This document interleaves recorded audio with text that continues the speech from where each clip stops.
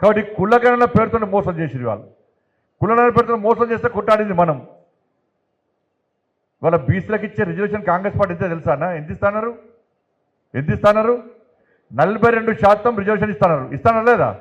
ఎన్నికలు ఇస్తున్నారు కదా. కానీ వాళ్ళు ఇచ్చేది ఎంత? ఇప్పుడు ఇచ్చేది ఎంత? 32%. 10% తురుకోలను తీసేస్తే మన రిజర్వేషన్ ఎంత? 32% బీసీలకు రిజర్వేషన్ ఇచ్చి 42% ఇస్తాము, కేంద్రం ఆమోదించాలని చెప్పి కాంగ్రెస్ పార్టీ డిమాండ్ చేస్తున్నది. నేను క్లియర్ కట్టిగా చెప్పిన, మీరు 42% తురుకోలను తీసేసి 42% బీసీలకు రిజర్వేషన్ ఇస్తా అంటే మాత్రమే మేము ఆమోదిస్తాం. దాంట్లో ముస్లింలు కలిపితే ఎట్టి పట్ల ఆమోదించాం. మాది బీసీల పార్టీ, బీసీలకు సాయం చేసే పార్టీ, అగ్రవర్ణంలో పేదలు కూడా సాయం చేసే పార్టీ, ఎస్సీ ఎస్టీలలో పేదలకు సాయం చేసే పార్టీ. మాది పేదల పార్టీ కాబట్టి పేదల గురించి ఆలోచిస్తుంది తప్ప మాకు అటు ఇటు మాట్లాడు మాకు సవాల్ లేదు. దాన్ని ఎట్టి బస్సులో తిరస్కరిస్తాము. మేము బీసీలకు న్యాయం చేస్తున్నామని చెప్పి ఇవాళ నిర్భయంగా చెప్పిన పార్టీ భారతీయ జనతా పార్టీ. మరి ఇవాళ పోటీ చేస్తున్న అభ్యర్థులు దీని తప్పు అని ఎందుకు మాట్లాడలేరన్నా? మాట్లాడే దమ్ము లేదు.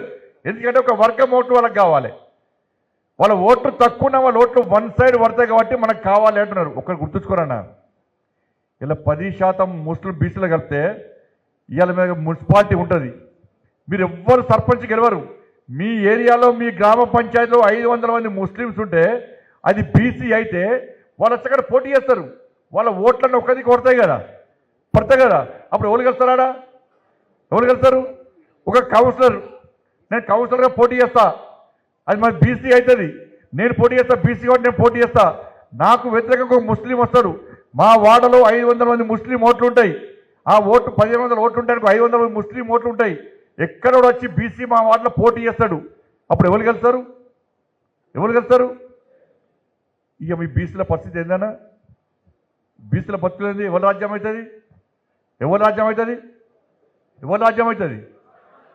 అవుతుంది? మరి ఎట్లా ఒప్పుకుంటారన్నా? బీసీ సమాజం ఆలోచించాలి. ఇలా బీసీల కోసం కొట్లాడేది మనం. ఇలా ఎస్సీ వర్గీకరణ చేసి ఎస్సీలను ఆదుకున్నది భారతీయ జనతా పార్టీ.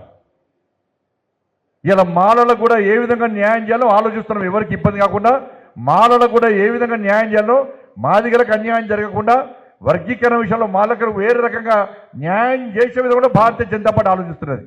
ఏ వర్గానికి అన్యాయం చేయమన్నా అగ్రవర్ణంలో పేదలు నష్టపోతున్నారు కాబట్టి ఇవాళ మనం న్యాయం చేసే ప్రయత్నం చేస్తాం. అది కేసీఆర్ మెడలు వచ్చింది మనమే. ఈడబ్ల్యూఎస్ ఇచ్చిన తర్వాత కేసీఆర్ అమలు చేయకుంటే మనం అప్పుడు స్టేట్ ప్రెసిడెంట్గా ఉన్నప్పుడు కేసీఆర్ నువ్వు అమలు చేయకుంటే మా ప్రభుత్వం వస్తుంది, నెక్స్ట్ మా ప్రభుత్వం వస్తే ఈడబ్ల్యూఎస్ పక్కా అమలు చేస్తామంటే భయపడి కేసీఆర్ అమలు చేసిండంటే ఇవాళ కేవలం భారతీయ జనతా పార్టీ కార్యకర్తలు కొట్లాడారు కాబట్టే ఈడబ్ల్యూఎస్ కేసీఆర్ అమలు చేసింది వాళ్ళ. కాబట్టి ఈ వర్గాలు ఎవ్వరికి కూడా న్యాయం చేయని పార్టీలు కాంగ్రెస్ పార్టీ, బీఆర్ఎస్ పార్టీ. ఇక బీఆర్ఎస్ పార్టీతో పోటీ లేదన్నా. ఎవడన్నా ప్రధాన ప్రతిపక్షం అని చెప్పుకునే పార్టీకి అభ్యర్థులు కరువైతారా అన్న? టీచర్ అభ్యర్థులు లేరు, గ్రాడ్యుయేట్ అభ్యర్థులు లేరు. బాగా తిరిగిరు.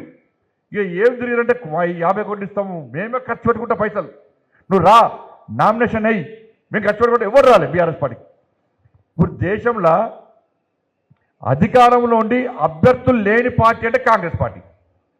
టీచర్స్ ఎమ్మెల్సీ అభ్యర్థి ఎవరు కాంగ్రెస్ పార్టీకి? అక్కడ వరంగల్ ఎవరు లేరు. ఇప్పుడు అధికార పార్టీకి అభ్యర్థి ఉన్నాడానే? మన అభ్యర్థులు ఎప్పుడు ప్రకటించాం మనం? 15 రోజుల ముందు నామినేషన్ కంటే నెల రోజుల ముందు అభ్యర్థులు ప్రకటించాం మనం. 15 నెల రోజుల ముందు అభ్యర్థులు ప్రకటించాం మనం. ఇలా అభ్యర్థులు లేని పార్టీలకు ఎట్లా చేస్తాం మనం? కాబట్టి ఇలా పోటీ చేసే దమ్ము ధైర్యం ఉన్న పార్టీ భారతీయ జనతా పార్టీ. కాబట్టి కాంగ్రెస్ పార్టీకి బీఆర్ఎస్ పార్టీకి అభ్యర్థులు కలివారు. ఇలా భారతీయ జనతా పార్టీ అభ్యర్థులు అనుకున్నాం. ఇక అటు ఇటుగా ఆయన గ్రాడ్యుయేట్స్ క్యాండిడేట్ కూడా లేరు. పాపం జీవన్ సాబ్ని పోటీ ఏమంటే జీవన్ సాబ్ జీవనం నమ్ముకొని పోటీ చేస్తున్న కుంభం మునుతుందని చెప్పి ఆయన పోటీ అన్నాడు. జీవన్ సాబ్ చేయన్నాడు పోటీ అంటే ఎవరు లేరు అభ్యర్థి ఎవ్వరు లేకుంటే పాపం రోడ్డు మీద ఓటు దొరకబట్టి మెడలకు గంట కొడుతా ఉన్నారు. ఇక గట్టి ఉన్నాడా?